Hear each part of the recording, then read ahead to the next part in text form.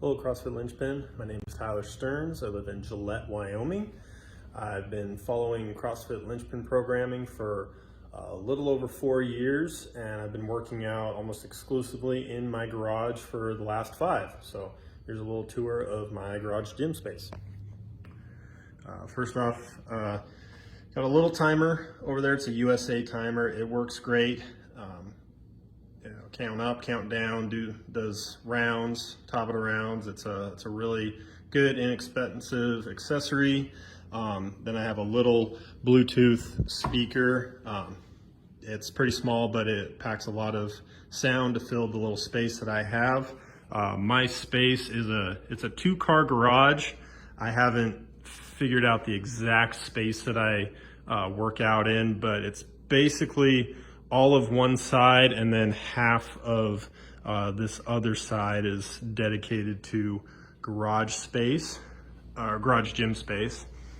We've got a little shorty rope that I can use. It's not enough to do full on rope climbs, but it works pretty good for just doing seated to standing rope climbs. So I get a little bit of upper body pulling work there. The little accessory rack over here, a bunch of odds and ends. The crossover hip halo is a game changer. I really like that for warm-ups for the hips and legs.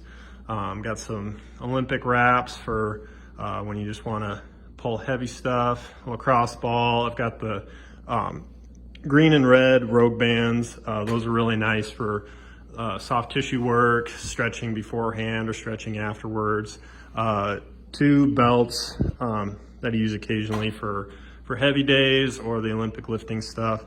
I've got 2 jump ropes. When I first started CrossFit, I got the Rx Smart Gear jump rope, and I got a nice thick rope for that, and that was really helpful for initially learning to do double unders.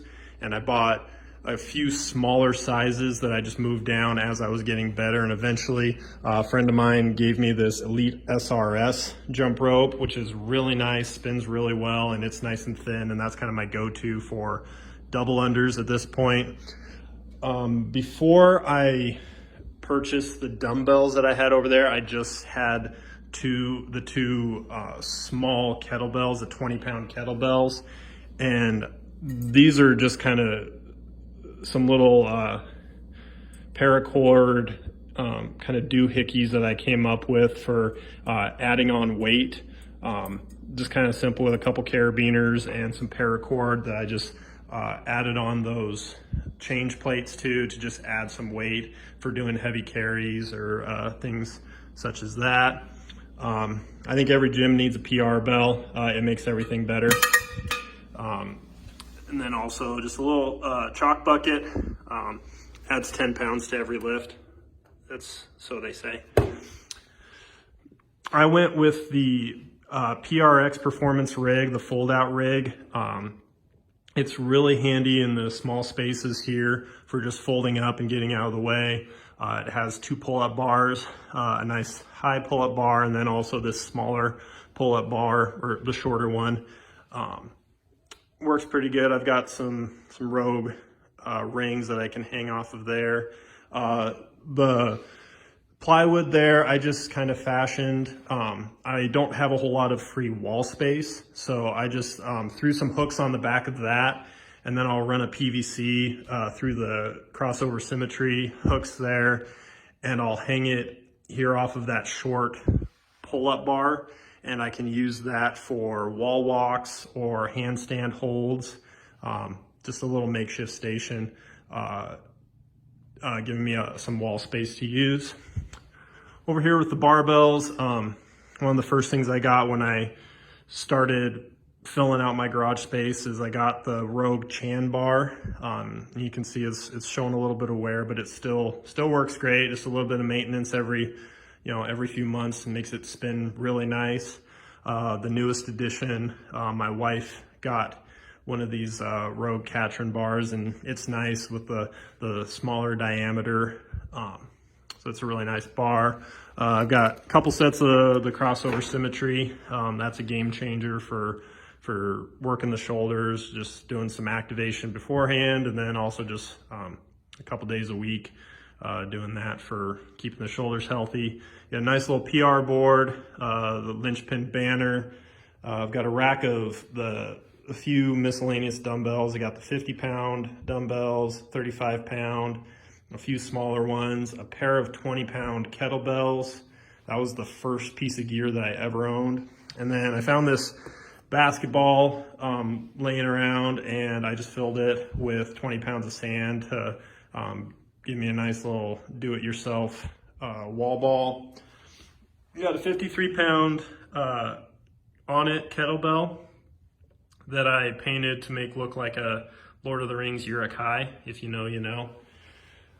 I've got slowly acquired more and more bumper plates, several sets of 45s, and then a 35, 25s, 10s, and then a bunch of change plates. We've got a set of Rogue parallettes that don't get used nearly enough, but those are really sturdy, nice to have. I've got a 100-pound brute force sandbag that is fun, makes everything better.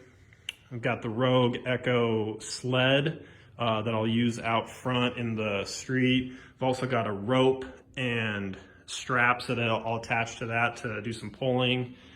Just a nice, simple Amazon Basics bench. Don't use that too often, but it's nice to have when you need it. The Basic Games box has 20, 24, and 30-inch sides, so it's nice and versatile. Got a yoga mat for doing some stretching sometimes. The best pieces of equipment that I love, the Echo bike is just super fun to use, and then also Concept 2 rower that I just got last summer, and that is great to have in here. And then outside, just outside here is the 10-foot target for the wall ball. So that's my garage gym space, and it's not a very big space, but it is plenty good to follow all of the CrossFit Linchpin programming and get stuff done. Oh, the last thing which you can't see outside is I'm kind of perfectly situated on a little bit of street where from stop sign to stop sign is almost exactly 100 meters. So it works out nice to just down and back to each stop sign is a good little 200-meter loop.